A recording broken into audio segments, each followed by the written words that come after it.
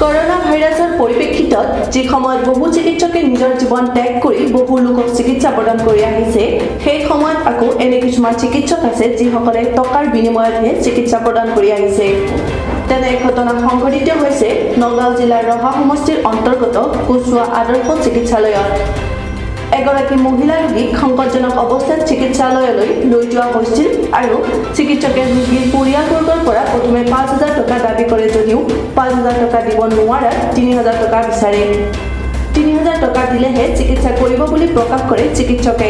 অৱশেষত পৰিয়ালবৰ্গই উপায়হীন হৈ টকা দিয়াত চিকিৎসকে চিকিৎসা প্ৰদান কৰে বুলি জানিবলৈ দিয়ে ৰোগীৰ পৰিয়ালবৰ্গই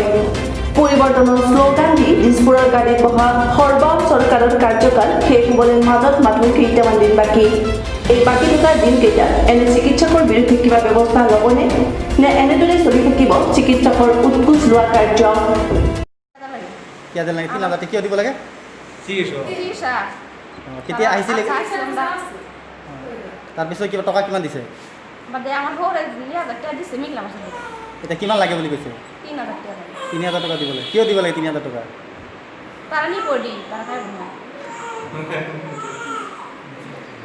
টকাটো কোনে খুজিছিল